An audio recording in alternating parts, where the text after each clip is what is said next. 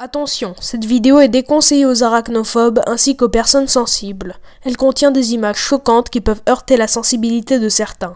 Pour assurer la tranquillité sonore de ce vidéogramme, je me suis donc fait un plaisir d'enfermer le créationniste dans la cave. Cordialement, Giganto.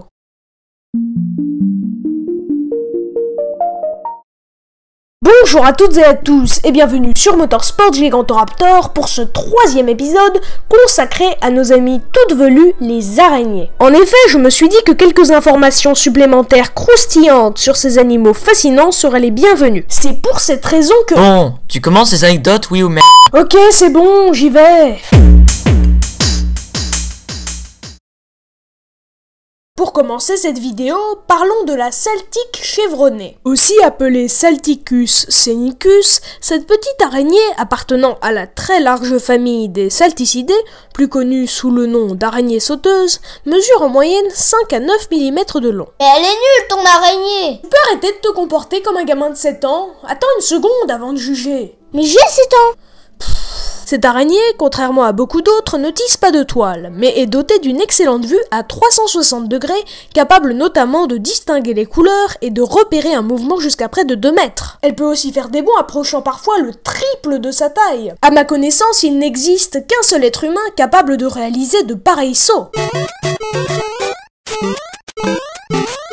On la retrouve dans presque toute la zone holarctique. Pas mal, non ?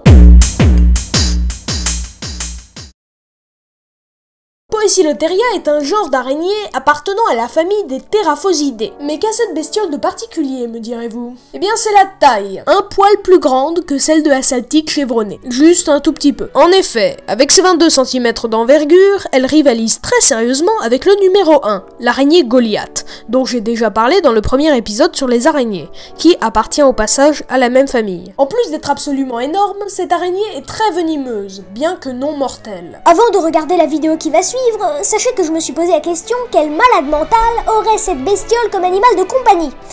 Allez, bon visionnage. Chips, oh what a lovely treat, but not that good to eat.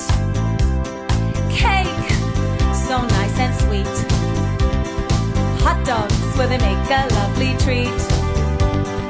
Hamburgers, okay once in a while, but that food won't make you smile. You'll be in a... C'est dégueu! C'est vraiment à partir de maintenant que la vidéo devient horrible, du moins pour les arachnophobes. Alors, si vous croyez pouvoir continuer jusqu'à la fin, remettez-vous un peu en question. L'araignée récluse, aussi appelée araignée violoniste ou Loxosceles reclusa, est une toute petite araignée d'à peine 9 mm de long. On la trouve dans la zone sud-centrale des États-Unis. Mais ce qui nous intéresse avec cet animal, ce n'est pas sa taille, ce n'est pas sa localisation géographique, c'est sa morsure. Si la quantité de venin injecté est suffisamment grande, la morsure peut être extrêmement douloureuse. La morsure peut provoquer des vomissements, de la fièvre et dans des cas extrêmes, la mort. J'ai bien dit des cas extrêmes. Mais tout aussi rarement, le venin peut provoquer une nécrose des tissus infectés, c'est-à-dire un pourrissement des tissus. Mais bon, cette araignée n'est pas agressive et elle attaque seulement quand elle se sent attaquée.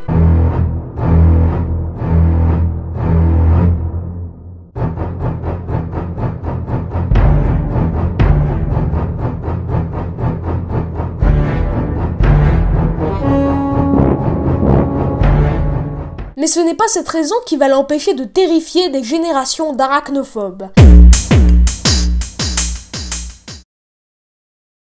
Sebrenus reichenbergi, tel est le nom d'une de mes favorites araignées. On la trouve au Maroc et elle appartient à la famille des Sparacidés. Mais si elle nous intéresse, c'est par sa grande contribution au monde de la robotique. Mais comment? Julien?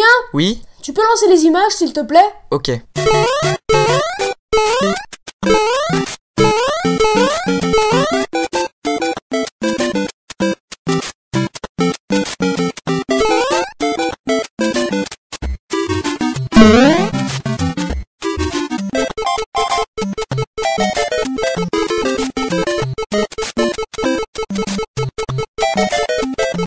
Cette Cette fantastique marche ne peut malheureusement pas être utilisée fréquemment, en raison du fait qu'il s'agit là de quelque chose d'extrêmement éprouvant pour l'arachnide. Elle contribue au monde de la robotique, car en s'inspirant de cette démarche, des chercheurs ont conçu des petits robots capables de la reproduire à merveille.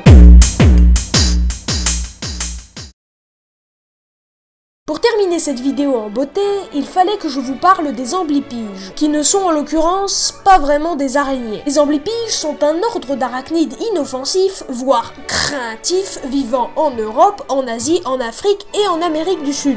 Il s'agit d'un très vieil ordre dont les plus vieux fossiles remontent au Carbonifère, c'est-à-dire il y a 350 millions d'années. À titre de comparaison, les premiers dinosaures sont apparus au Trias il y a environ 230 millions d'années. Et montre-nous des images! Ça n'est d'absolument aucune utilité, car voici une vidéo qui illustre parfaitement l'animal, ainsi que ma détresse.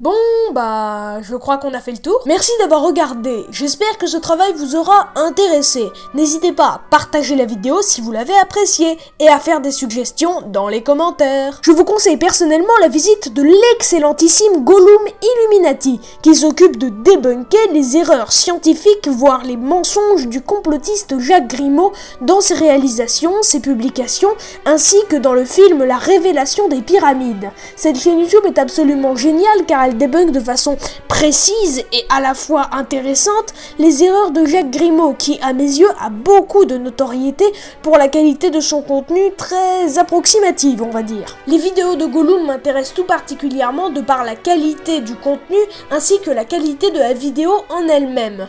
En effet, je pense que débunker les mensonges d'une personne avec autant de notoriété est quelque chose d'important. Sur ce, je vous laisse et à bientôt sur Motorsport Gigantoraptor.